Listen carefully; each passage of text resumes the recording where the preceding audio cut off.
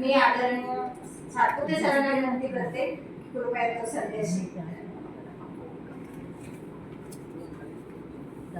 प्रसिद्ध साहित्यिक भावकवी प्रकाशक विलास गजानन सातपुते उर्फ विगसा अप्पा सातपुते आज प्रत्यक्ष या कार्यक्रमासाठी उपस्थित राहणार होते, पण एक छोटासा घरगुती अपघात झाला आणि ते येऊ शकले नाही. तर त्यांनी त्यांच्या शुभेच्छा आपल्याला पाठवलेल्या आहेत. त्या शुभेच्छा आता प्रत्यक्ष ध्वनिमुद्रित करून आणलेल्या आहेत, त्या आपल्यासमोर सादर करतो आहे. आपल्याशी संवाद साधताय विगसा उर्फ भावकवी विलास गजानन सातपुते.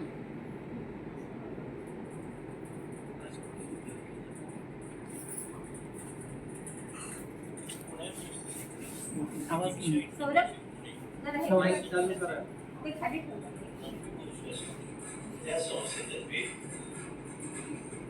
आयोजित दशाब्दी दीक्षा आंतरराष्ट्रीय साहित्य कला संमेलन संभाजीनगर छत्रपती संभाजीनगर औरंगाबाद दुसऱ्या औरंगाबाद या ठिकाणी घेतले जाते ही विशेष आनंदाची गोष्ट आहे. या आधीचे जे दीक्षाचे कार्यक्रम झाले त्यामध्ये कोल्हापूर आहे, पुण्यामध्ये तर नेहमी होतच असतात. आता याला शुभेच्छा देण्यासाठी आज मी एक दोन शब्द या ठिकाणी बोलणार आहे. प्रथम म्हणजे प्रिया नावरे या मूळ सातारकर असल्या कारणानं मला त्यांच्याबद्दल जास्त ॲफिनिटी आहे, जास्त प्रेम आहे.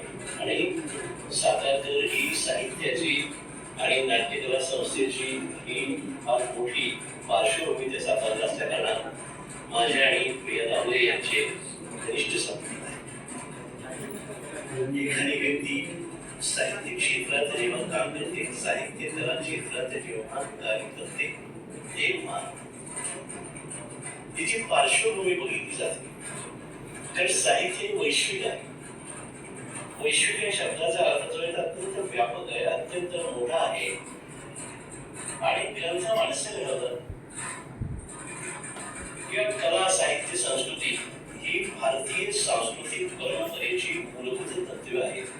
आणि या तत्वानुसार कार्य करणारी व्यक्ती ही निश्चित अभ्यासू मान्यवर असते.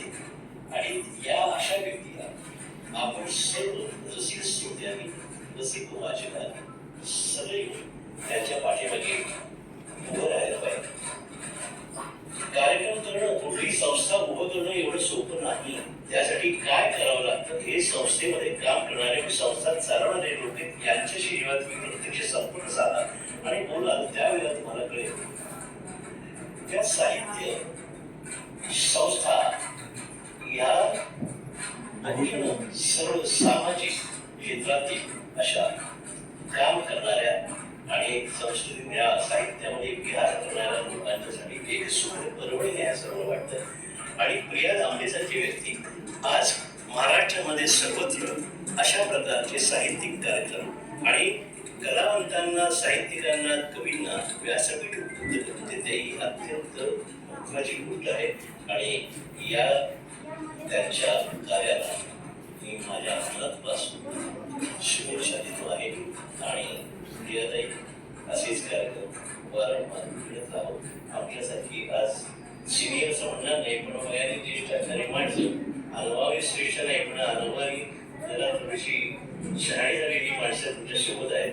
हे तुमचं भाग्य आहे असं समजा. त्याचं कारण असं आहे की मी तुमच्या वयाने तुमच्याशी खूपच मोठा असल्या कारणानं मला एवढं सांगण्याचा अधिकार निश्चित आहे. आणि तुमच्या या कार्यामध्ये मी सदैव तुमच्या सोबत आहे. आणि तुमच्या सर्व सहकार्याचं मी मनापासून अभिनंदन करतो. आभार मानतो. धन्यवाद. मी